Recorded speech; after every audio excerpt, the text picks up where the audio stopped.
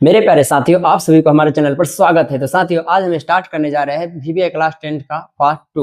चलो इस वीडियो में हम VBI सब्जेक्टिव और ऑब्जेक्टिव दोनों को करेंगे, तो है ना, बिना वक्त गवाए चलो क्वेश्चन को हल करते हैं। चलो पहले मैं इसको क्लीन कर देता हूँ। तो देखो, मेरा फर्स्ट क्वेश्चन यही है, इसी को हम पहले हल करेंगे, जो 2 नंबर में अक्सर पूछा जाता है ना। एक्स वाई में आपको क्या ज्ञान, देखो यदि बिंदुओं इतना इतना एवं इतना संरेखी हो। आपको एक चीज आपको याद होगा ही, नहीं याद है तो इसको नोट करके याद कर लो। जब भी यहाँ पे संरेख की बात करें, किसकी बात करें, संरेख, याद रखना बाबू, संरेख की बात करें तो संरेख की, है ना, संरेख के स्थिति में, याद रखना इसको, ठीक है ना, स्थिति में, ठीक है, त्रिभुज का क्षेत्रफल शून्य होता है, शून्य होता है। इसको आप याद रखना। देखो, जब भी आपको इस टाइप का क्वेश्चन आएगा, अब बोलेगा संरेख है, तो याद रखना संरेख की स्थिति में त्रिभुज का क्षेत्रफल क्या होता है, शून्य होता है। और त्रिभुज का क्षेत्रफल का यहाँ पे फॉर्मूला नहीं होगा, 1/2 आधार गुण ऊंचाई नहीं लगता है। यहाँ पे त्रिभुज का क्षेत्रफल का फॉर्मूला क्या होता है, देखो त्रिभुज का क्षेत्रफल, इसको याद करना। देखो दम आसान है, आपको देना है 1/2, ठीक है। उसके बाद आपको देना है ब्रैकेट, उसके बाद छोटी ब्रैकेट, उसके बाद देखो x1, है ना, x2 और x3, ठीक है। अब देखो उसके बाद x1 में y, देखो x1 से स्टार्ट हुआ है तो y2 y3, अब देखो y2 y3 तो y1 बचा हुआ है ना, तो y1, ठीक है। अब बीच में आपको प्लस देना है, ठीक है। उसी पर देखो x1 से x1 x2 x3 से शुरू हुआ है, तो उस वाला में किसे, देखो x1 से शुरू हुआ है तो y2 से शुरू हुआ है ना। उसी प्रकार अगर आप इधर देखेंगे, यहाँ पे x1 से शुरू है तो इसमें y1 से शुरू होगा, y1 तो x2 हो जाएगा, y2 है ना, तो x3 हो जाएगा, और y3 तो x1 हो जाएगा, ठीक है। तो ये आपका फॉर्मूला होता है, ठीक है। तभी क्वेश्चन को हल करेंगे तो फॉर्मूला को फिर से हम लिखेंगे, खाली इतने याद रखो कि त्रिभुज संरेख की स्थिति में त्रिभुज का क्षेत्रफल शून्य होता है। तो देखो ये हमारा पहला क्वेश्चन है। देखो बिंदु ए बी सी का मान दे रखा है, के का मान क्या ज्ञात करना है, ज्ञात करना है। लेकिन यहाँ पे बोल रहा है संरेख है, क्या है, संरेख है। चलो मैं यहाँ पे लिख लेता हूँ क्वेश्चन संख्या, मान लो ये आपका कुछ भी क्वेश्चन संख्या हो सकता है, सब पहले हल लिख लो। क्वेश्चन संख्या तो क्वेश्चन संख्या लिख, मान लो पहला है तो यहाँ पे पहला लिख लेता हूँ, ठीक है। अब देखो हल लिखने के बाद जो आपको दे रखा है लिख लो। अगर आपको त्रिभुज बनाने का मन है तो बना भी सकते हैं, ना बनाना है तो आप लिख सकते, दिया है बिंदु, दिया है बिंदु, इसमें पहले से दिया इसलिए दिया है लिखा। अगर इसका बिंदु का नाम दिया नहीं रहता तो आपको मानना पड़ता। तो उस केस में अगर आपको दिया है नहीं लिखना है तो सीधा आपको हल कर लेना, सबसे अच्छा यही रहेगा आप सबके लिए, ठीक है ना। सबसे अच्छा लिख लो, a बराबर कितना दे रखा है आपको, 2,3, ठीक है ना। b बराबर कितना दे रखा है आपको, 4, k, और c कितना दे रखा है आपके पास, 6, -3। ये आपको दे रखा है, ठीक है। अब देखो यहाँ पे आपको क्या लिखना है, यहाँ संरेख है, क्या बोला है, संरेख है, तो यहाँ पे लिखना है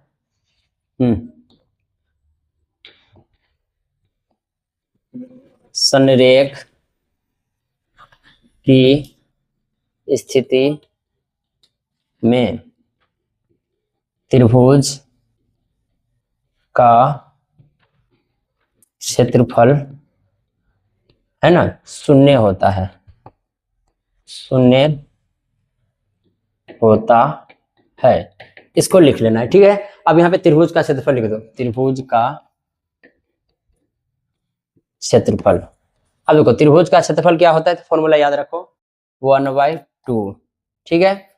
उसके बाद x1 तो y2, फिर x2 प्लस देंगे, प्लस इसमें x2 तो y3, प्लस x3 तो y1, ठीक है, इसे करेंगे। उसके बाद यहाँ पे x1 से शुरू हुआ है, x2 x3 तो गया है, तो इसमें आपको y1 से शुरू करना है, y1 तो x2 प्लस y2 तो x3 प्लस y3 तो x1 बच गया, फिर ब्रैकेट लगा देना है। तो ये होता है त्रिभुज का क्षेत्रफल, ठीक है। अब देखो आपको इस पे मान रख देना है, आपको गुना आना चाहिए, गुना तो आता होगा ना। तो देखो आपको पहला बिंदु है ना, तो इसको मानना है x1 y1, x2 y2, x3 y3, ठीक है, ये मान लेना है।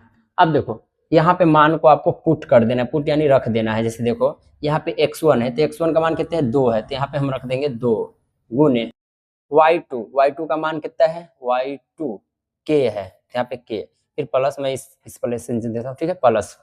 उसके बाद देखो x2 का मान कितना है, 4, यहाँ पे मैंने रख दिया 4 गुने y3 कितना है -3 प्लस x3 कितना है 6 गुने y1 कितने हैं 3। मान रखने में मिस्टेक नहीं होना चाहिए, अगर मान रखने में मिस्टेक होगा तो आंसर नहीं आएगा, ठीक है। चलो बीच में माइनस देना है। अब देखो y1 अभी ना रखे 3, तो यहाँ से ले लेते हैं 3 गुने, है ना, जाति वाला को चिन्ह को प्लस करना है ना, सही रहेगा। अब देखो देखो भाई x2 कितना है 4 है, 4 प्लस रहने दो, चिन्ह से क्या रखा है y2 कितना है k गुने x3 कितना है 6 है ना, प्लस y3 -3। अब देखो प्लस माइनस एक साथ ब्रैकेट लगा देते हैं 3 गुने x1 कितने हैं 2, ठीक है।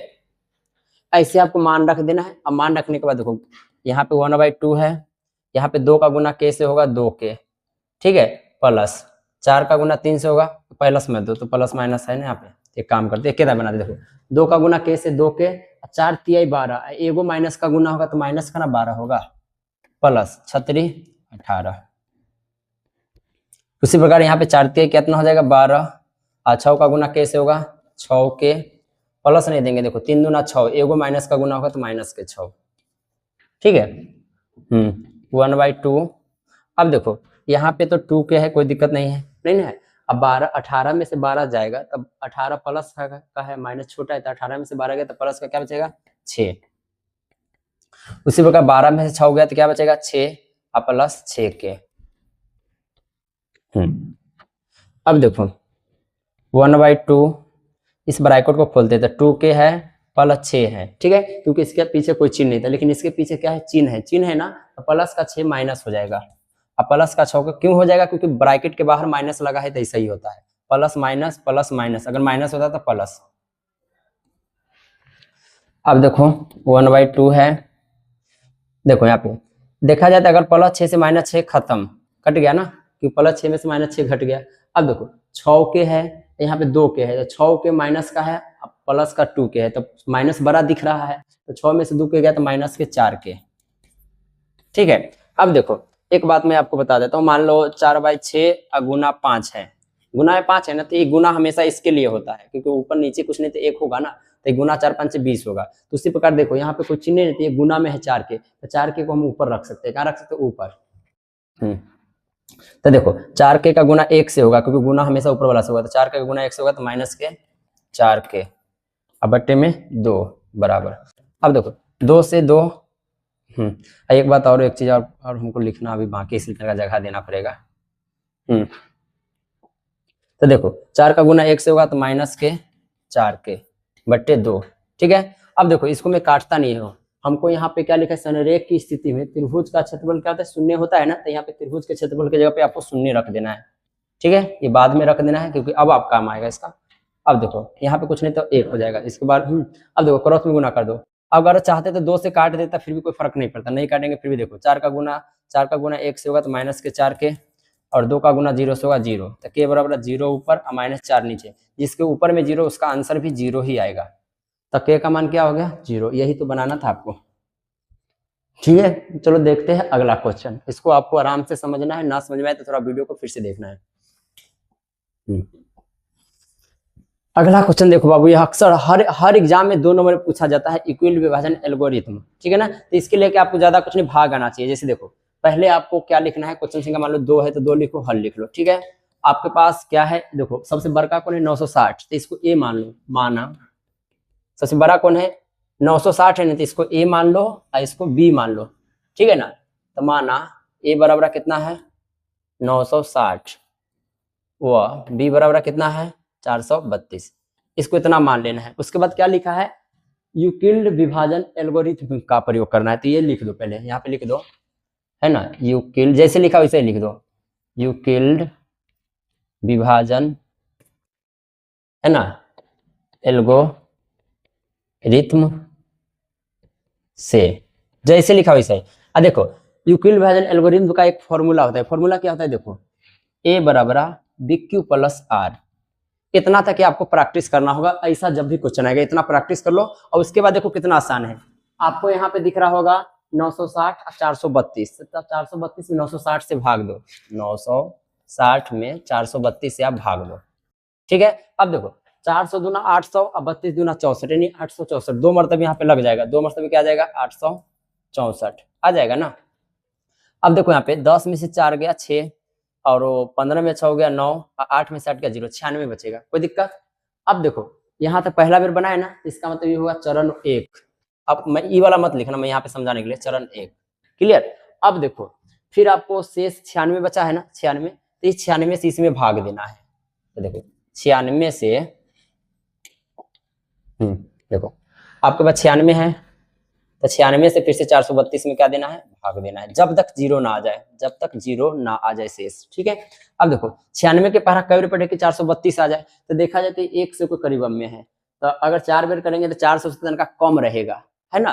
तो 5 से करके देखते हैं, अगर हमको पता है 5 से नहीं लगेगा, फिर भी लगा के देखते हैं, मुझे पता है, फिर आपको समझाने के लिए 5 से लाएंगे तो 6 5 30 के 0 हासिल 3, 9 5 45, 45 3 48, देखो 48 480 हो रहा है, 480 से यहाँ पे कम है, तो इसलिए क्या मरतबे लगेगा 4 मरतबे, तो 4 मरतबे लाएंगे तो इसमें 4 से गुना कर दो, तो देखो 6 चौक 24 के 4 हासिल 2, 9 चौक 36 37 38, कितना हो जाएगा 384। अब देखो 12 में 4 गया 8, और 12 में से 8 गया 4, और 3 में से 3 गया 0, यानी अभी भी बचा हुआ है, ठीक है ना। तो ये चरण आपका 2 हो गया, ये क्या हो गया, चरण आपका 2, ठीक है। जब तक शेष ना आएगा जब तक चलता रहेगा। अब देखो फिर से इसमें भाग देना है, तो 48 को भाग किसमें देना है 96 में, तो इस बार लग जाएगा, 48 दूना 96 होता है, 48 दूना 96। अब देखो 0 आ गया ना, तो चरण 3 तक गया, अब इसी को लिखना है, ठीक है। अब चरण क्या है, चरण 1 चरण 2 चरण 3 यहाँ पे लिख लो, उसको अलग बनाना, इसको आप ये भी मत लिखना, ये मत लिखना, ये इसी में समझाने के लिए लिख दिया, आप इसको मत लिखना, इसको लिखना सिर्फ, ठीक है ना। खाली इतने याद रखना, चरण 1 चरण 2 चरण 3, चलो तो यहाँ पे लिखना है आपको चरण 1 चरण 2 तक गया है, चरण 3 तक गया है, ठीक है। अब देखो चरण 1 में ए सबसे बड़ा होता है, देखो इसमें आपको ए होगा, ठीक है, जिससे भाग दे तो बी हो जाता है, जिससे भाग दे तो क्या हो जाता है बी हो जाता है, और ए आपका क्यू हो जाता है, ये आपका आर हो जाता है, हर बार यही करना है। तो ए कितना हुआ 960, चाहे पहला वाला तो यही ना, तो एक होगा 960।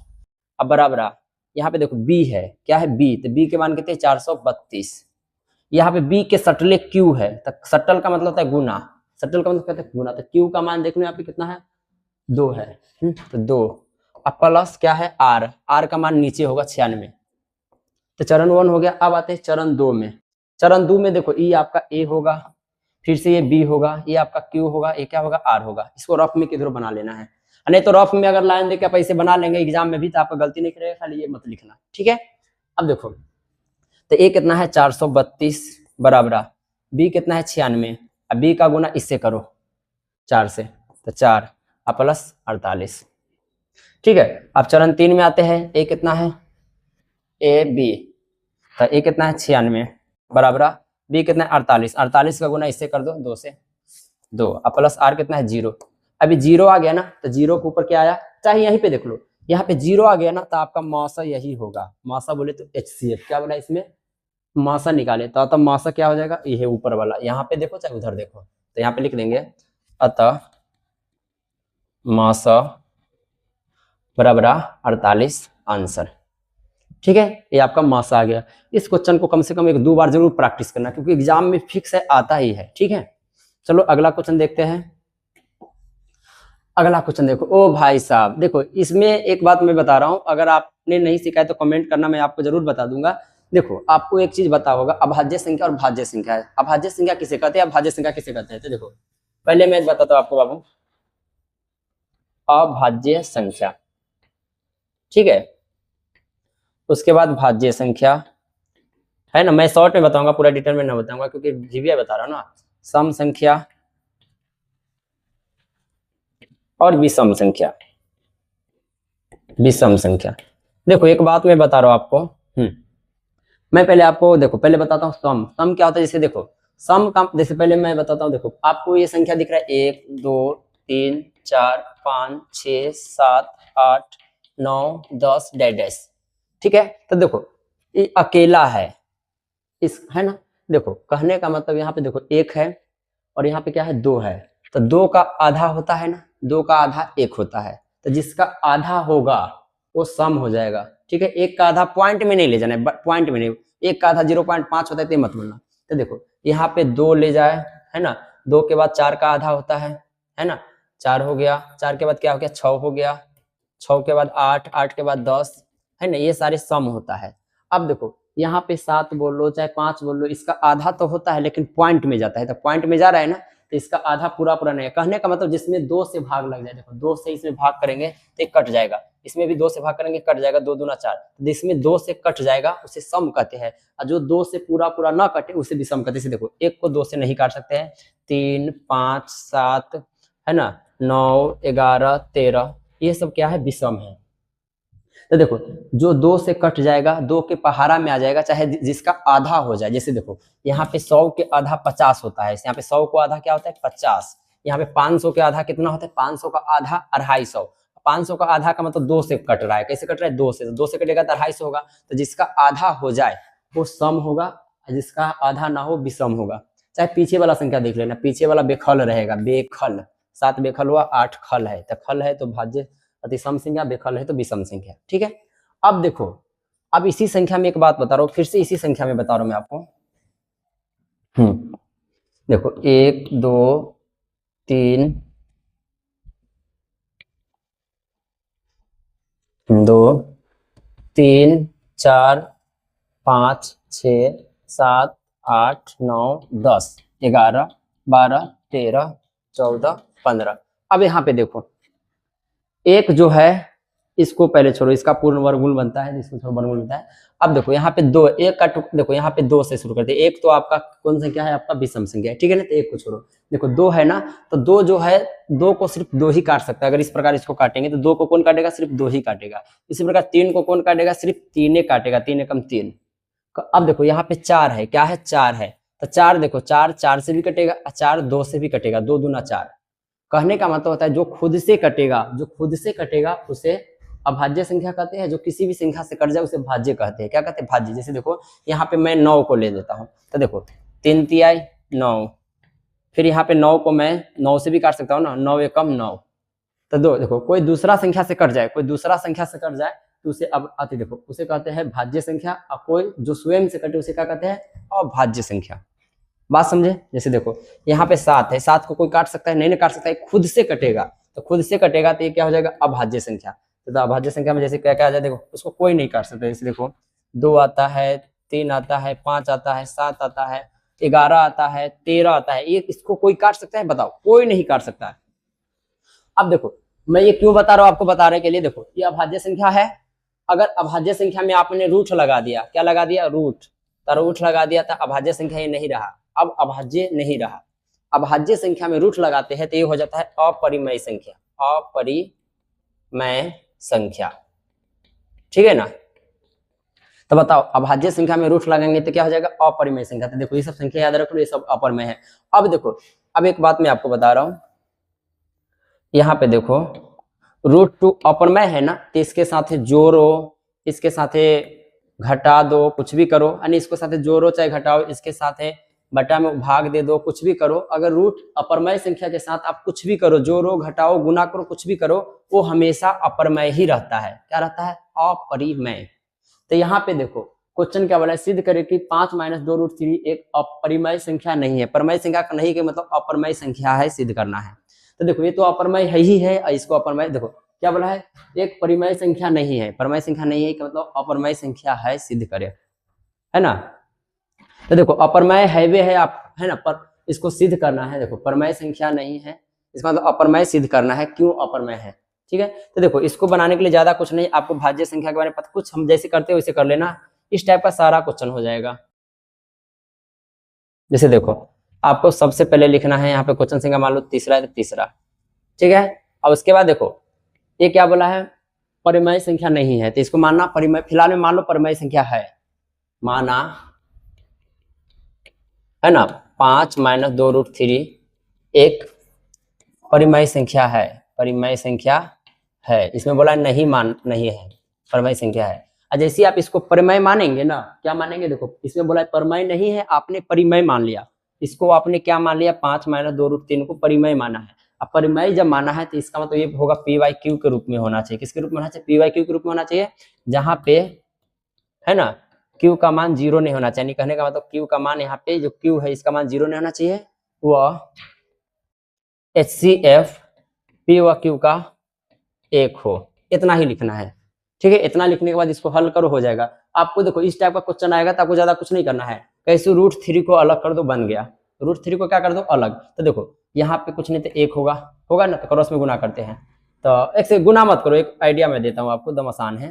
देखो यहाँ पे क्या करना है आपको, 5 है ना, अब प्लस के p/q इधर आएगा तो माइनस के p/q बराबर, ये माइनस के 2√3 हो जाएगा तो प्लस के 2√3 हो जाएगा ना। अब देखो एक काम करो, यहाँ पे 5 माइनस p/q है, और गुना में 2 है तो इधर आके बट्टे में 2 हो जाएगा, तो बच क्या गया √3। अब देखो √3 अलग हो गया ना, कैसे अलग कर दो, अलग कर दिए। अब अलग कर दिए तो आप तो जानबे करते हैं ये अपरमय संख्या है और ये परिमय संख्या है, तो लिख ले, यहाँ पे लिख देना, हम जानते है ना, हम जानते हैं √3 एक अपरिमेय संख्या है, वह ये क्या है जो लिखा है आपने, 5 माइनस p/q बटे 2 एक परिमेय संख्या है, परिमेय संख्या है। आप ये जानते हैं, लिख देना संख्या है। ठीक है, इतना लिख देना है। अब देखो हम जानते हैं √3 एक अपरिमेय संख्या है, ये जो है एक परिमेय संख्या है। तो अब लिखना, इतना लिखने के बाद लिखना अतः हमारी अवधारणा गलत हुआ, अतः हमारी अवधारणा है ना गलत हुआ। गलत को बोलते विरोधाभास, गलत हुआ है ना। अतः यह क्या रह जाएगा, अपरिमेय नहीं रहेगा, अतः यह परिमेय संख्या नहीं है। अतः है ना 5 माइनस 2√3 परिमेय संख्या नहीं है, परिमेय संख्या नहीं है। अपरिमेय है ना भाई, ये क्या है, अपरिमेय है, तो परिमेय नहीं होगा। तो आपको ज्यादा कुछ नहीं करना है, आपको इतना सीख लो, इतना सीख लो, इतना रट्टा मार लो, चाहे कुछ भी कर लो, इतना सीख लो। और ये सबको प्रैक्टिस करना होगा, हर बार आपको ये लिखना होगा। जब भी ऐसा क्वेश्चन आएगा ना, इसको अलग कर देना है, रूट को क्या कर देना, जैसे मान लो 5 + 1/√2, तो कैसे √2 को अलग कर दो, क्या कर दो, अलग कर दो, आपका सिद्ध हो गया। ठीक है, अब बाकी बात हर बार हिंदी यही लिखना है, आपको 2 नंबर मिल जाएगा। चलो अगला क्वेश्चन देखते हैं इसका। चलो हाँ, अब देखो बिंदु P इतना Q इतना के बीच की दूरी ज्ञात करना है, तो दूरी सूत्र लगाओ। क्या लगाना है यहाँ पे, देखो तो मान लो क्वेश्चन संख्या कुछ भी 4 है, मान लो, और कोई भी क्वेश्चन संख्या रहे, मुझे पता नहीं क्या है, मैंने क्वेश्चन संख्या नहीं लिखा है। देखो हमारे पास बिंदु P कितना है ना, P कितना है 2,3, और Q कितना है 4,2। अगर आप चाहो तो चित्र भी बना सकते हैं, जैसे मान लो P यहाँ पे रख दो, Q यहाँ पे रख दो। ठीक है, P का मान कितना है 2,3 और Q का मान कितने हैं 4,2 है ना। अब देखो तो यहाँ पे क्या ज्ञात करना, आपको दूरी ज्ञात कीजिए, तो दूरी सूत्र लगाओ, दूरी सूत्र से। अब देखो दूरी सूत्र से यहाँ पे लिखना PQ बराबर। अब कुछ बच्चे बोलेंगे भैया दूरी सूत्र हमें याद नहीं होता है, तो याद करवा दो लोग। मान लो ये आपका x1 है, y1 है, x2 है, y2 है, तो एक काम करो, x1 में से आप x2 को घटा दो, लिखो x1 - x2 का होल स्क्वायर, प्लस y1 में से y2 को घटा दो, यही सूत्र बन गया, y1 - y2 का होल स्क्वायर। तो ये बन गया आपका दूरी सूत्र। अब मान यहाँ पे रख दो, अब मान यहाँ पे देख के रखने से कोई फायदा नहीं। देखो यहाँ पे x1 है तो x1 का मान कितना है, यहाँ पे कोई बच्चा कहेगा भैया 2 रख दे, यहाँ पे माइनस माइनस, यहाँ पे x2 है तो x2 कितने 4 है, यहाँ पे 4 रख दे। अरे ऐसे मत करो, ऐसे कर लिया अच्छी बात है। देखो आप सीधा 2 में से 4 घटा दो, देखो x1 में से जब x2 घटता है, इसका मतलब 2 में से क्या घटेगा 4, और इसी प्रकार 3 में से क्या घटेगा 2, 3 में से 2 घटेगा। अब देखो 2 में से 4 गया तो माइनस के 2 का स्क्वायर, 3 में से 2 गया तो 1 का स्क्वायर। स्क्वायर हमेशा प्लस का होता है, तो 2 का स्क्वायर 4 प्लस का ही रहेगा, 1 का स्क्वायर 1, 4 1 5। अब 5 का वर्गमूल नहीं बनता है, तो इसे लिखेंगे √5 इकाई मात्रक। क्या लिखेंगे, इकाई, दूरी हमेशा इकाई मात्रक में होता है। ठीक है, तो दूरी ज्ञात हो गया, दूरी के लिए दूरी सूत्र याद रखना आप लोग। चलो अगला देखो, ओ भाई साहब फिर से वही बात आ गया। देखो x और y में संबंध ज्ञात करना है। इस बार संबंध, के का मान नहीं ज्ञात करना है। चलो संबंध को छोड़ो, पहले पढ़ो क्या है। यदि बिंदु इतना इतना और 7/0 संरेखी हो, संरेखी बोल दिया है तो जिस प्रकार आपने पहला क्वेश्चन बनाया उसी प्रकार इतना बनाओ, संबंध ज्ञात हो जाएगा ऑटोमेटिक। संबंध किसी का तो मैं बताऊंगा आपको बाद में, ठीक है। पहले आपको लिखना है यहाँ पे हल, मान लो क्वेश्चन संख्या 5 है, ठीक है। यहाँ पे लिख सकते माना बिंदु, इसमें बिंदु का नाम नहीं दे रखा है, मान लो माना बिंदु, उसमें नाम दे रखा था माना बिंदु ए हमारे पास क्या है x, y, बी हमारे पास क्या है 1,2 और सी हमारे पास कितना मान लेते हैं 7,0 है, ठीक है। इसको माना। अब देखो हम लिखते हैं, लिखना है चूंकि, चाहे हम जानते हैं है ना, चूंकि संरेख की स्थिति में त्रिभुज का क्षेत्रफल शून्य होता है, शून्य होता है, इसको थोड़ा होता है, ठीक है। अब देखो संरेख के त्रिभुज का क्षेत्रफल निकालो, त्रिभुज का क्षेत्रफल निकालो ना, अपने आप बनेगा त्रिभुज का, इसमें शॉर्ट कर ले, त्रिभुज का क्षेत्रफल क्या होता है फॉर्मूला 1/2 है ना, x1 y2 x2 y3 x3 y1, ठीक है, माइनस y1 x2 है ना, y2 x3 और y3 x1, ठीक है। ये आपका फॉर्मूला होता है, ठीक है। अब आपको मान देख के रखना है, रख दो एकदम आसानी से रख देना है, देखो 1/2, ठीक है। देखो यहाँ पे x1 है तो ये आपको पता है x1 y1 x2 y2 x3 y3, इसको मान लेना है। x1 कितना आपके पास x से है, x गुने y2 2 है, प्लस x2 कितना है भाई 1 है, गुने y3 कितना है 0, प्लस x3 इसी में होगा 7, गुने y1 y है दम आसानी इसको बनाना। देखो y1 अभी ना रखे 7, सॉरी y1 y रखे हैं, y1 y है ना, हाँ जी, x2 कितना है 1, प्लस y2 2 गुने x3 7 है, प्लस y3 0 है, 0 गुने x1 x है, ठीक है। तो इस प्रकार आपको मान रख देना है। मान रखने के बाद आपको जो रखा गुना आता ही होगा। जैसे देखो यहाँ पे 1/2 है, संबंध अपने आप ज्ञात हो जाएगा, टेंशन मत लो। अब देखो 2 का गुना x से करेंगे 2x, 1 का गुना 0 से करेंगे 0, 0 का कोई वैल्यू नहीं, 7 का गुना y से करेंगे 7y, प्लस अगर 10 में 0 जोड़ेंगे 10 रहेगा तो 0 का कोई वैल्यू होगा भाई, माइनस y का गुना 1 से करेंगे y, प्लस 7 का गुना 2 से करेंगे 14, और 0 का गुना x से करेंगे 0, 0 का कोई वैल्यू नहीं, ठीक है, 1/2। अब देखो ब्रैकेट खोल देता हूँ 2x प्लस 7y, ठीक है, माइनस से ब्रैकेट खुलेगा तो माइनस y माइनस के 14। अब देखा 1/2 है और 2x के 2x और 7y में से एगो y गए तो 6y बचलो और माइनस के 14। अब एक काम करा, संरेख किसी त्रिभुज का क्षेत्रफल क्या होता है शून्य होता है ना, तो यहाँ पे आपको शून्य दे देना है, 0 0 0। अब एक बात बताओ, ब्रैकेट के खोला 0 बराबर ये 1 के गुना पूरा से होतो है ना, तो एगो काम और आसान करे के बताइयो। जैसे देखा यहाँ पे 2 है ना, तो 2 कॉमन ले ला, 2 के पहाड़ा में 6, 2 एकम 2, 2 तिहाई 6, 2 7 14 आता है ना, तो इस 2 को आप 2/2 लिख लो, तो इस ब्रैकेट के अंदर क्या बचेगा पता है आपको, x प्लस है ना 2 तिहाई 6, देखो 2 चला गया तो 2 चला गया तो x बचा, फिर 6 है तो 2 के पहाड़ा में 6 आता है, 3 मरतबे यानी 3y, 2 7 14, 2 7 14 ऐसे होता है। अब बताओ 2 से 2 कट गए तो कथी बच गए, अगर तोहर मर्जी ना काटे के कॉमन उमन ना लेवे छो तो एक एगो और काम है, देखो अगर ऐसे काट दिलिए ना तो यो बनते, अब काट दिलहू तो कथी बचले,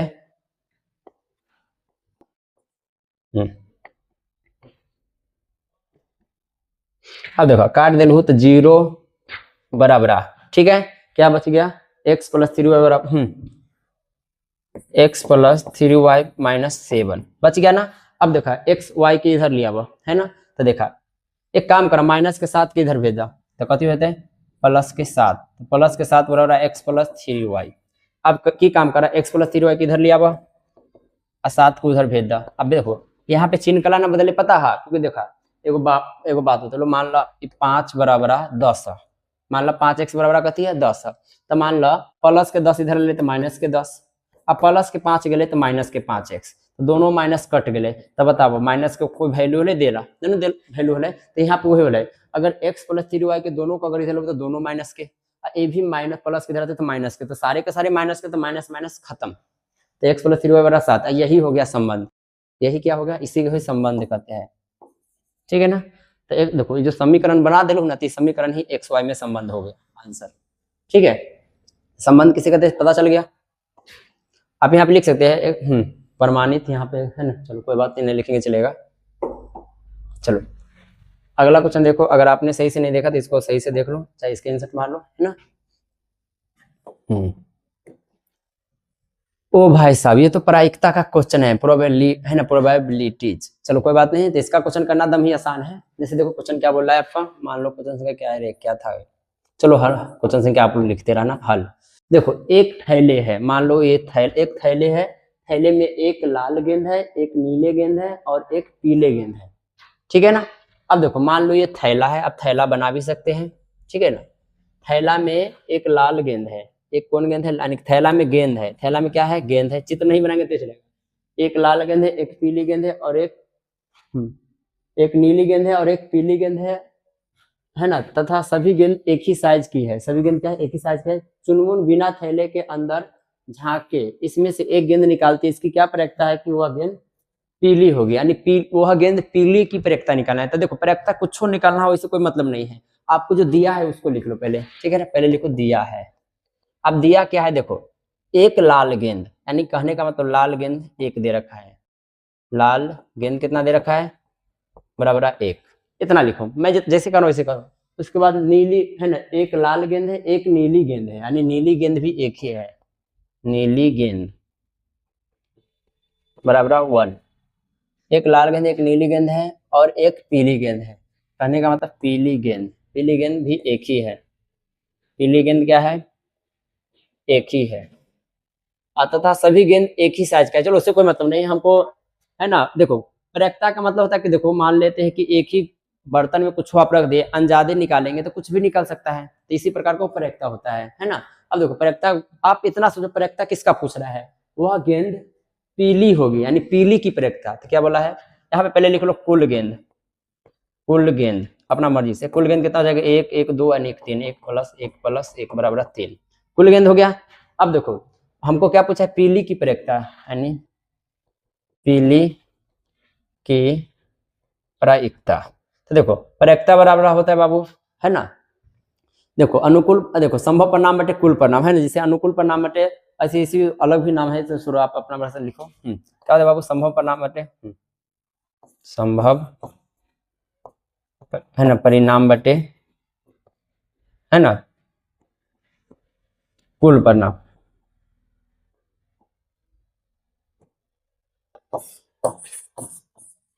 कुल परिणाम। अब देखो संभव परिणाम वही होता है जो आपसे पूछता है, तो पूछा क्या है, पीली की प्रयोक्ता, तो पीली कैगो गेंद है, तो पीली एगो है, तो संभव परिणाम एक होगा। कुल परिणाम का मतलब कुल कैगो गेंद है, तो 3 गो है, तो 1/3 आंसर। संभव परिणाम का मतलब जो पूछता है, अगर इसमें पूछता लाल की प्रयोक्ता, तो लाल एगो है, कुल कितने 3, यानी सब में इसका सबका मान 1/3 होगा इसका, ठीक है। चित्र बनाने की कोई आवश्यकता नहीं पड़ा। ओ भाई साहब दिखाइए कि x बराबर -3 समीकरण इतना इतना का हल है या नहीं। तो देखो अगर x का मान, चाहे आपको देखो ये गुणनखंड का क्वेश्चन है, देखो ये x का मान -3, जैसे देखो यहाँ पे गुणनखंड में तो x का 2 गो मान होता है, चलो 2 गो मान हो चाहे 75 गो मान हो, इससे हमको मतलब नहीं है। अगर x का मान 3 अगर इसमें रख देते हैं, अगर ये 0 हो जाता है, तो समझ लो x का मान -3 इसी गुणनखंड का होगा, नहीं इसी समीकरण का होगा, नहीं इसी क्वेश्चन का होगा, इसी द्विघात क्वेश्चन का होगा। अगर x का मान -3 इसमें रखते हैं और ये 0 0 नहीं होता है, इसका मतलब x -3 जो है इस समीकरण का मान नहीं है। चलो मान रख के देखते हैं, सबसे पहले लिखते हैं हल, है ना। दिया है लिखना है तो लिख लो, दिया है द्विघात बहुपद, चाहे द्विघात समीकरण भी लिख सकते हैं, इसे कहते हैं द्विघात समीकरण, चाहे x बराबर लिख लो। चलो नहीं तो दिया हुआ ना लिखेंगे तो चलेगा, इस सब क्वेश्चन में, है ना, सीधा लिख लो दिया है। द्विघात समीकरण को px कहते हैं, px नहीं लिखना, देखो 2x² + 5x - 3 है ना बराबर 0, है ना। अब यहाँ पे लिख लो, हमको x बराबर कितना रखना है, x बराबर हमको रखना है -3, तो देखो हमको चूंकि x बराबर कितना है 3 है, यहाँ पे x का मान -3 है ना, तो यहाँ पे रख दो, इसको लिखिए देता हूँ, कम से कम एगो तो लिख देना। दिखाइए कि x बराबर -3 समीकरण इतना इतना का हल है या नहीं, ये दिखाना है। चलो तो हमको दिया हुआ लिखिए, देखते अच्छा लगेगा। दिया है ना द्विघात समीकरण, द्विघात समीकरण है ना 2x² + 5x - 3 है ना। इसमें किसका मान रखना है, x का मान रखना है। चलो वह x बराबर -3 है ना। ये क्या करना है, एक हल है या नहीं। चलो तो ये तो सिद्ध करना है ना, एक हल है या नहीं। चलो कोई बात नहीं, बनाइए देते डायरेक्ट। देखो यहाँ पे 2x² + 5x - 3। तो देखो x बराबर -3 है, तो यहाँ पे रख दो 2, यहाँ पे x के जगह पे -3 आ जाएगा, तो -3 का स्क्वायर प्लस 5 गुने x के जगह पे -3 आ जाएगा, -3। ठीक है, अब देखो यहाँ पे नहीं। चलो अब देखो यहाँ पे 2 है, 3 का स्क्वायर 3 तिहाई 9 हो जाएगा, यहाँ पे 9 फिर गुना, स्क्वायर हमेशा प्लस होता है, फिर 5 तिहाई -15 फिर -3। अब देखो 9 तिहाई 27, सॉरी यहाँ पे 2 है, 9 दूना 18 और 15 3 18। अब देखो इसको घटाएंगे 0। अब बताओ 0 आ गया ना, अगर 0 आ गया तो x - 3 समीकरण इतना इतना का हल है, तो लिख दो x बराबर -3 समीकरण है ना 2x² + 5x - 3 + 0 का हल है।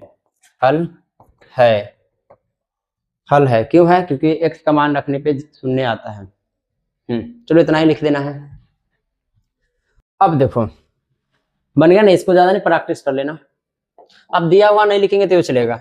चलो क्वेश्चन कहाँ गया भाई, अगला। हाँ चलो अब फिर से आ गया मौसा। अब देखो इससे पहले मौसा हमने युगल विभाजन का प्रयोग किए थे ना, लेकिन इसमें युगल विभाजन का प्रयोग नहीं करना है, अभाज्य गुणनखंड। अभाज्य गुणनखंड होता है कैसे, देखो ये 40 है, इसको आप इस प्रकार तोड़ दिए, 2 से 20, 2 से 10, 2 से 5, 5 एकम 5, इसी का नाम है अभाज्य गुणनखंड। इस प्रकार तोड़ते हैं ना, जैसे देखो 40 है तो 40 को आपने तोड़ा तो क्या आया, 2 गुने 2 गुने 2, यहाँ पे 2 है ना, 2 गुने 5 गुने 1, 2 दूना 4, 4 दूना 8, 8 5 40। ये है ना 40 को तोड़ा, इसी का नाम क्या है, अभाज्य गुणनखंड। और इसी विधि से इन सब का क्या, अभाज्य गुणनखंड विधि से निम्नलिखित पूर्णांकों का मौसा और लौसा ज्ञात कीजिए। चलो सीखते हैं, इसमें से 2-3 मैं बता देता हूँ, 2-3 आप बना लेना। ठीक है, तो पहले मैं बनाता हूँ ये वाला। ठीक है, और एक बात और, चलो मैं आपको ज्यादा नहीं, एगो ये वाला सिंगल वाला, एगो एगो एगो दूसरा।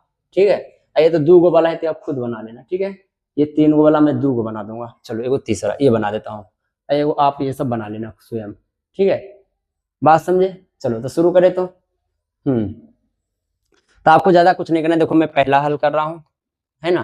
तो देखो हमारे पास क्वेश्चन क्या है, 26 और 91। ठीक है, हमको अभाज्य गुणनखंड से मौसा निकालना है, तो लिखते हैं यहाँ पे अभाज्य गुणनखंड से, अभाज्य गुणनखंड से।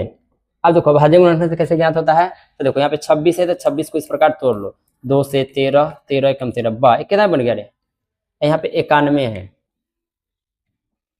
91 है ना। तो 7 के पहरा 13, चाहे 13 7 91, 7 एकम 7, अब नहीं टूटेगा। तो देखो 26 बराबर 2 गुने 13 गुने 1, यहाँ पे 91 बराबर, आप पहले 7 भी लिख सकते हैं, 7 गुने 13 गुने 1। अब एक बात मैं आपसे पूछ रहा हूँ बाबू, इसमें 2 है तो इसमें 2 है नहीं है, इसमें 13 है तो इसमें 13 है, इसमें 1 है तो इसमें 1 है। अब देखो एक बात बता रहा हूँ, मौसा आपको पहले ज्ञात करना है, मौसा क्या करना है, अतः मौसा, यहाँ पे लिखो अतः मौसा। तो मौसा वही होगा जो दोनों में होगा। देखो इसमें 2 है तो इसमें 2 नहीं ना है, इसमें 13 है तो इसमें 13 है, तो लिख लो 2 गो 13 का 1 गो 13, इसमें 1 है तो इसमें 1 है, लेकिन 13 का गुना 1 से करेंगे तो कोई फर्क नहीं पड़ेगा। देखो यहाँ पे अगर 1 लेते हैं तो यहाँ पे गुना करना पड़ता है, तो यहाँ पे 13 ही आंसर रखो। ठीक है, 1 का गुना में कोई वैल्यू नहीं। हाँ जब कोई जोड़ा नहीं पूरेगा तो 1 आंसर हो जाएगा, जोड़ा ना पूरेगा तब। अब देखो अब ज्ञात करते हैं अब लौसा, वह लौसा बराबर। अब देखो लौसा बराबर क्या हो जाएगा, तो पहले आप ये 13 को रखो, 13 रख लिए, 13 रखने के बाद जो बच गया उसको लिख दो, 2 गुने 7 गुने ये सब बच गया, तो 2 गुने 7। अब इसको गुना कर दो, तो देखो 13 दूना 26, 26 का गुना 7 से करते हैं भाई, 6 7 42 के 2 हासिल 4, 7 दूना 14, 14 4 18, 182। तो लॉसा हो जाएगा आपका 182। ठीक है, पहला आप नोट कर लो, वीडियो रोक के मैं दूसरा यहीं पे बना देता हूँ। दूसरा बनाने के लिए भी आपको ज्यादा कुछ नहीं करना है, ऐसे ही करना होगा।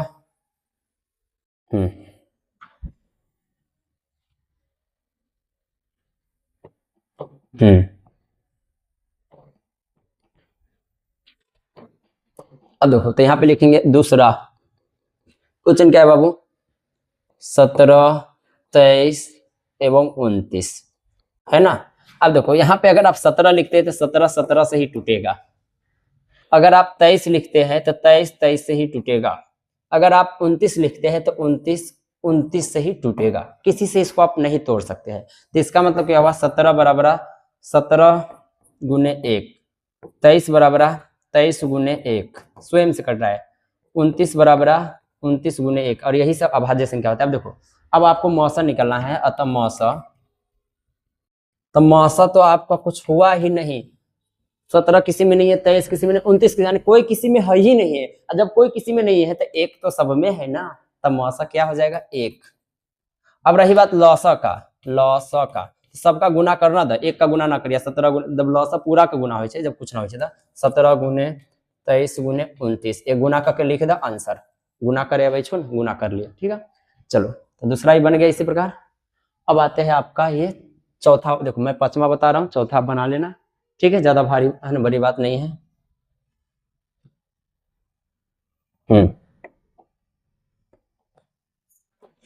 चलो तो शुरू करें। तो हमारे पास चौथा पांचवा क्या है, 9, 12 तथा 27। ठीक है, अब देखो तो यहाँ पे लिखते हैं अभाज्य गुणनखंड से, अभाज्य गुणनखंड से। अब देखो अभाज्य गुणनखंड से हमारा क्या है, 9 है, 12 है और 27 है। 3 तिहाई 9, 3 एकम 3, 2 से 6, 2 तिहाई 6, 3 एकम 3, 3 3 नमा 27, 3 तिहाई 9, 3 एकम 3 हो गए। तो 9 के बराबर में 3 गुने 3 गुने 1, फिर 12 के बराबर में 2 2 3 1, 2 गुने 2 गुने 3 गुने 1, और 27 के बराबर में 3 गुने 3 गुने 3 गुने 1। अब देखो इस क्वेश्चन को आपको गौर से समझना है, और एगो मैं अलग से भी तरीका बताऊंगा।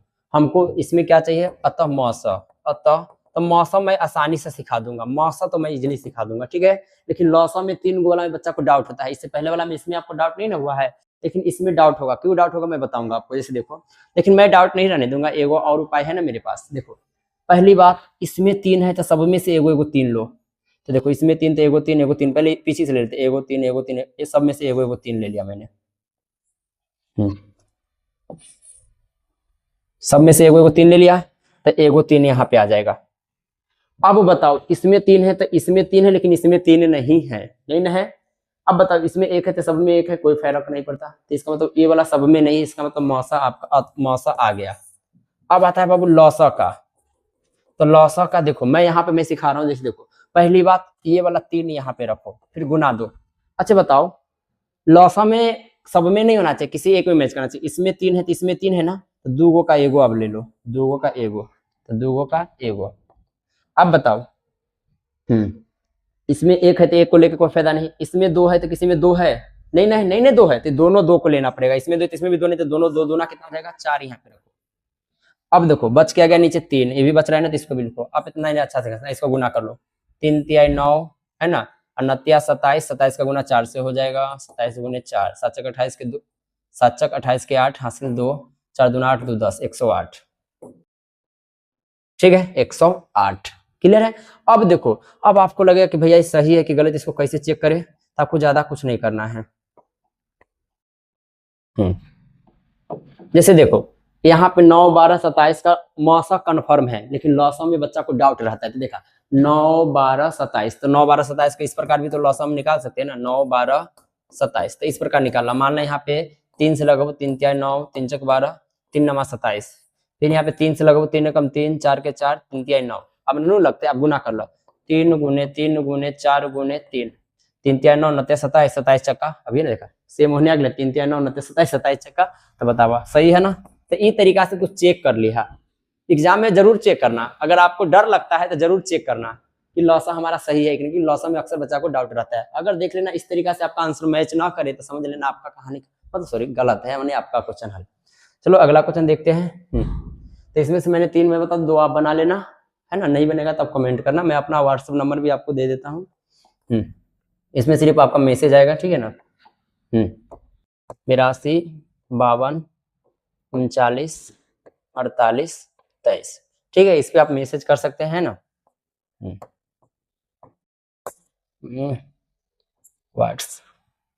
व्हाट्सएप यहाँ पे ऐसा है, ठीक है, व्हाट्सएप नंबर। ठीक है, व्हाट्सएप नंबर हो गया। चलो ओ भाई साहब, अब आते इस क्वेश्चन, ये क्वेश्चन दम आसान है। आपको एक बात बताओ बाबू, देखो आपने एग्जाम में इस प्रकार का क्वेश्चन देखा होगा, है ना, तो इस प्रकार का क्वेश्चन बनाने के लिए आपको समीकरण का प्रयोग करना होगा। लेकिन अगर मैं इस पर रेकरिंग ना दूं, जैसे कहने का मतलब जो डंडा नहीं दूं, तो इसको बनाना आसान है। जैसे देखो 1 और 3 है ना, तो पॉइंट मत दो, 1 3 लिखो। किसी भी संख्या के नीचे 1 पहले से रहता है, 1 रहता ही है। अब देखो पॉइंट के बाद एगो अंक है, एगो 0 दे दो, बन गया, ठीक है। उसी प्रकार मान लो 1.28 है, ठीक है। अब देखो तो 128 लिखो, 1 2 8, फिर देखो 1 2, 1 आपको देना है, पॉइंट के बाद एगो दूगो अंक है तो दूगो 0 दे दो। तो इस क्वेश्चन को ऐसे ही बनाना है। देखो यहाँ पे लिखना है हल, हमारे पास क्वेश्चन क्या है 0.0875, इसको पी बाय क्यू के रूप में लिखना है। जहां इस आगे मत ध्यान दो, ये क्वेश्चन दिख रहा है ना, इसको हल कर दो।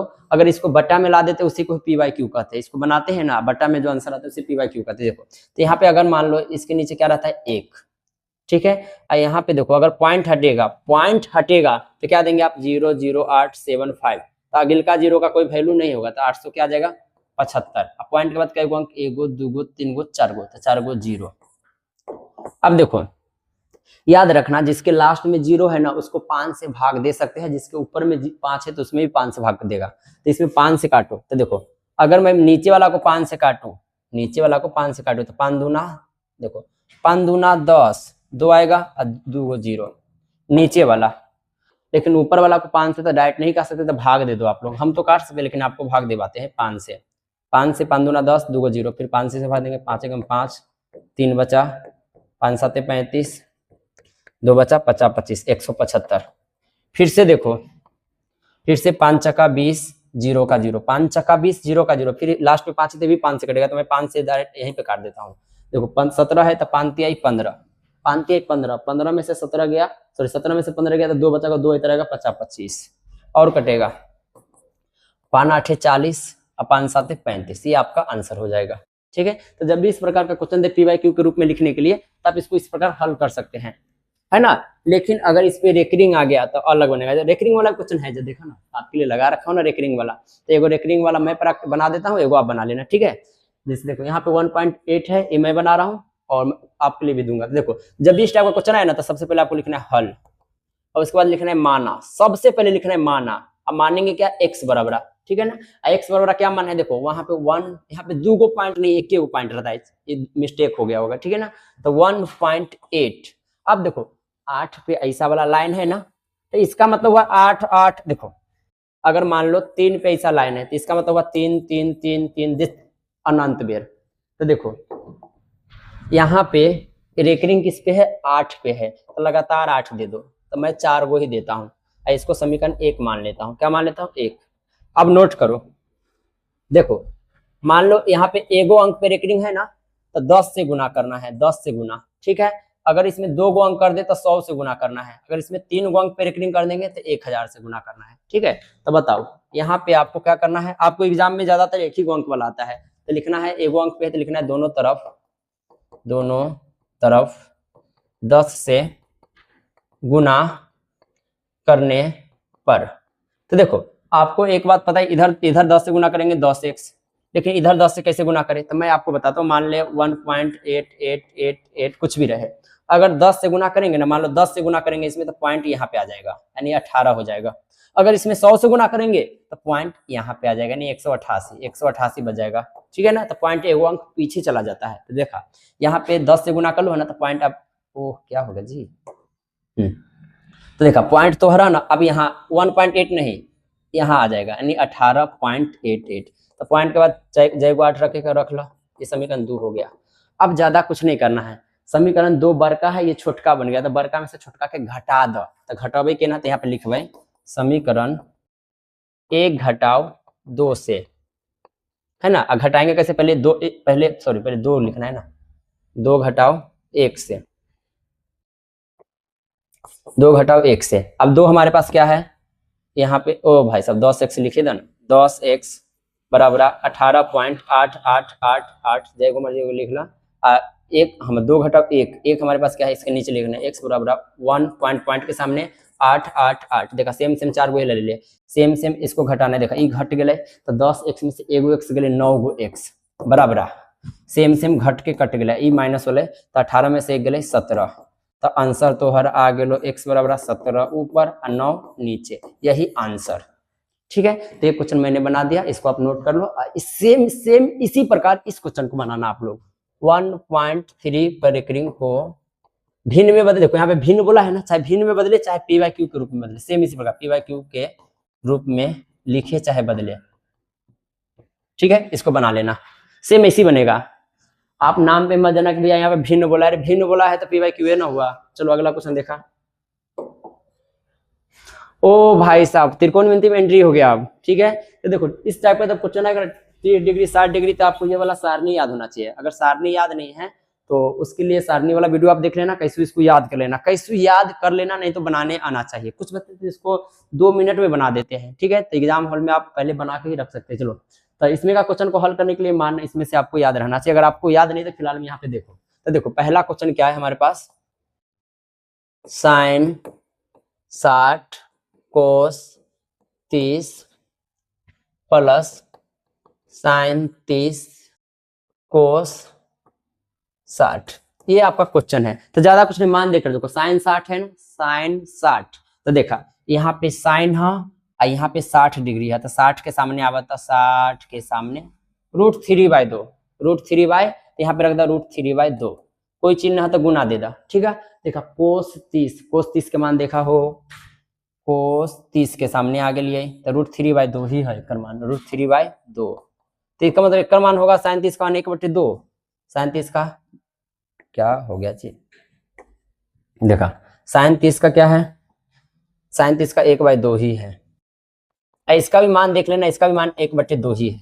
ठीक है, अब देखो √3 का गुना √3 से होगा 3 और 2 दूना 4। मैं आपको बताया था कि अगर आप सेम रूट में गुना कर दे, √5 का गुना √5 से करेंगे 5 होगा, √10 का गुना √10 से करेंगे तो सिर्फ 10 होता है, मैं बता रखा हूँ। ठीक है, तो देखो और √3 गुना √3 2 दूना 4 प्लस 1 का गुना 1 से होगा 1, 2 दूना 4। अब इसका भिन्न का जोड़ बनेगा तो लौसा आएगा 4, 4 एकम 4 तो 3 एकम 3, 4 एकम 4 तो 1 एकम 1, 3 1 4, 4/4 कट गया 1, बन गया भाई, बन गया पहला, नोट करो। ठीक है, अब आते हैं दूसरा। देखो इसमें का दूसरा ही तो आपके लायक है। दूसरा तो आप भी बनाते हो, मैं ही बना के दिखाता हूँ इसमें का। दूसरा क्या है हमारे पास बाबू, दूसरा तो tan² 45 है ना, और cos² 60 प्लस sin² 60। ठीक है, मैं इसमें से पहला दूसरा तीसरा बना देता हूँ, बाकी बाद इसको मान धर के बना के देखना। ना बनेगा तो आप हमें व्हाट्सएप पे मैसेज करना कि भैया ये क्वेश्चन हमसे नहीं बना है, मैं आपको बता दूंगा, गारंटी है कि मैं बता दूंगा। ठीक है, बना के भेज दूंगा आपको, जखनी बोलेंगे ओखनी, अगर 12 बजे रात में मैसेज करेंगे, कखनियों मैसेज कर दो, मैं आपका जवाब दूंगा। ठीक है, देखो यहाँ पे 2 गुने tan 45 है, tan 45 का मान आप देख लो, यहाँ पे 1 होगा, अगर आपको मैं दिखा भी दूं, देखो यहाँ पे tan है 45 का, देखो 1 है, यहाँ पे 1 रख दो। अब देखो यहाँ पे स्क्वायर है तो आपको स्क्वायर भी करना है।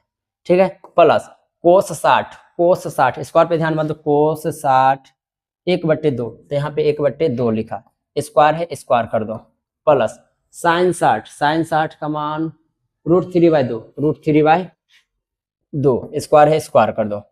अब देखो बनाओ, अगर यहाँ पे 2 है, 1 का स्क्वायर 1।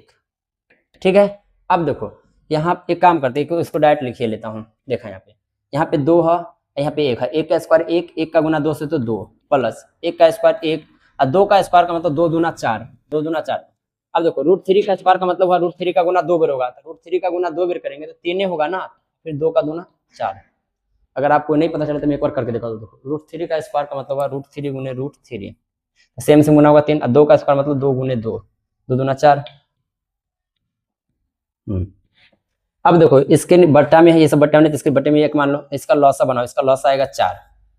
अब देखो एक की पहरा 4 बेर, तो 4 का गुना 2 से होगा 8, 4 एकम 4 तो 1 एकम 1, 4 एकम 4 तो 3 एकम 3, 8 1 9, 9 3 12, 12 बट्टे 4, 4 3 12, 3 आंसर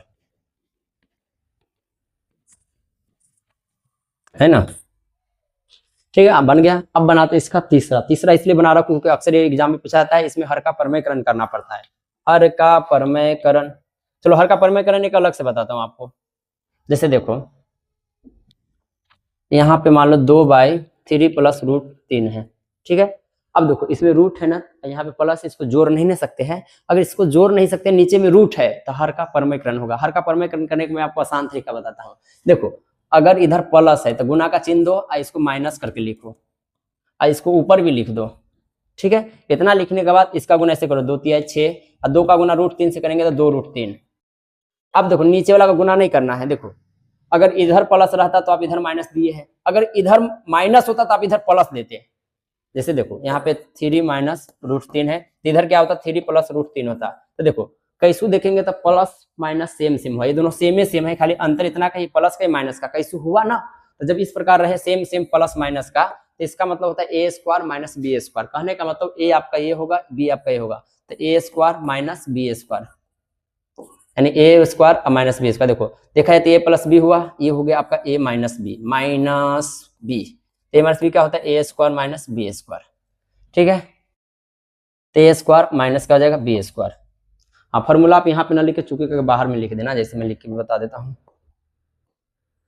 अगर ना लिखने का माना तो फॉर्मूला ना लिखेंगे तो चलेगा, मैं आपको समझाने के लिए लिखा देता हूँ। देखो चूंकि A square minus B square बराबर क्या होता है, A plus B into A minus B, ठीक है ना। चाहे A minus B into A plus B लगाते हैं, square plus minus B square. चलो यहाँ पहला वाला देखो, आपको ज्यादा कुछ नहीं करना है, पहला का स्क्वायर करो, दूसरा का स्क्वायर करो, बीच में माइनस दे दो जब प्लस माइनस रहे, तो इतना करना है। अब देखो ऊपर में जैसे का तैसे, नीचे में देखा 3 का स्क्वायर 9, स्क्वायर इसका करेंगे तो 2 बार गुना होता तो रूट कट जातो, तो 3। ऊपर में क्या है बाबू, 6 माइनस 2 रूट 3, नीचे में 9 में 3 गले 6। एक बात बतावा, यहाँ पे 6 2 के पहरा में आता है, 6 2 के पहरा में आता है, 2 2 के पहरा में आता है, तो 2 कॉमन ले ले, 6 कट से तन का आसान बना ला। तो देखा 2 कॉमन लेबू तो 2 3 6, 2 हट गए तो यहाँ पे माइनस के 3 बचले रूट के, नीचे में 6, 2 से 2 3 6 कट गए तो बच कते गए 3 माइनस रूट 3 बटे 3 आंसर। तो ये होले हर के परमेयकरण। चलो हर के परमेयकरण इसको नोट कर लो।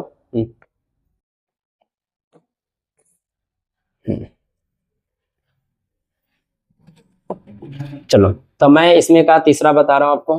तीसरा क्या है बाबू हमारे पास, कोस 45 डिग्री, यहाँ पे सेक 30 डिग्री प्लस कोसेक 30 डिग्री, ठीक है। यहाँ इस क्वेश्चन में तनका हर का परमेयकरण आने वाला है। देखो कोस 45 का मान क्या है, कोस 45 1 बटे रूट 2, तो ऊपर वाला का मान होगा 1 बटे रूट का 2, फिर बटा है तो बटा 2, सेक 30, सेक 30 सेक 30 सेक 30 का मान है 2/√3, 2/√3, प्लस है तो प्लस दे दो, कोसेक 30 का मान शायद 2 तो नहीं ना है, 2 है। अब देखो मैं तनका इधर में बनाऊंगा तो हटेगा नहीं, तो इधर में बनाता हूँ।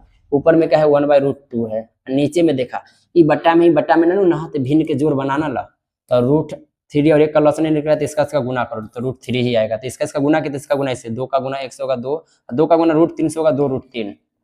देखो 2 का गुना √3 से होगा 2√3, 5 का गुना √3 से होगा 5√3, 10 का गुना √3 से होगा 10√3, ठीक है।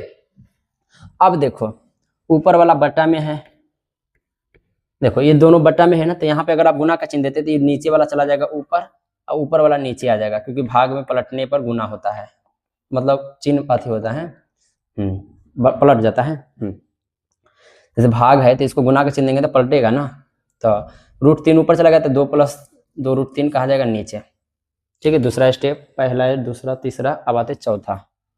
अब देखो यहाँ पे 1 का गुना √3 से होगा तो √3 रहेगा ऊपर में, नीचे में देखो इसका गुना इससे भी होगा तो 2 का गुना √2 से होगा 2, और इसका गुना इससे भी होगा। तो देखा, इसके अंदर में 2, इसके अंदर में 3 है, तो अंदर में 3 दूना 6 या बाहर में 2, यानी 2√6। अब एक बात बतावा, अंदर नीचे में रूट है, इसको जोड़ नहीं ना सकते हैं, तो हर का परमेयकरण, तो इसको ऊपर नीचे क्या करना पड़ेगा, 2√2 प्लस है तो माइनस करके 2√6, 2√2 प्लस है तो माइनस करके 2√6 हो रहा है ना गुना, हर का परमेयकरण। चला गुना करा, एकरा गुना एकरा से करबो तो इसके अंदर में 2 है, इसके अंदर में 3 है, तो अंदर में 3 दूना 6 आते पहली बात। अब बाहर में कति बच गए 2, फिर एकरा गुना एकरो से करबो तो इसके अंदर में 6 है, तो छतरी कति होते हैं 18 है ना, इसके बाहर में 2 है, माइनस है तो माइनस के, ठीक है। नीचे देखा, पहला वाला के स्क्वायर कर दो, ज्यादा कुछ ना करा, दूसरा वाला के स्क्वायर कर दो, बीच में माइनस दे दो, चुप्पे दे दो माइनस, किसी से पूछा ना।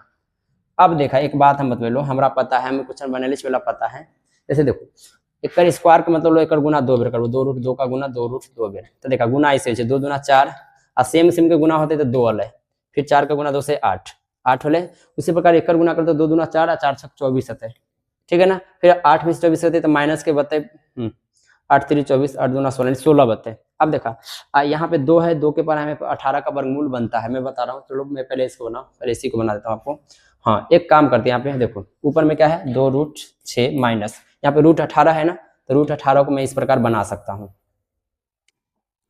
देखो √18, तो इस प्रकार मैं बनाऊंगा, 2 से 9, 3 तिया 9, 3 एकम 3, क्योंकि रूट में है ना, तो 2 गो 3 का 1 गो 3, अब बच गया √2, तो इसको बनाऊंगा तो आ जाएगा 3√2, ठीक है। अब देखो इसको बनाऊंगा, 2 दूना 4, 4 दूना 8, 2 दूना 4, 4 छक 24, ठीक है। अब देखो मैं ऊपर ना 9 दूना 18,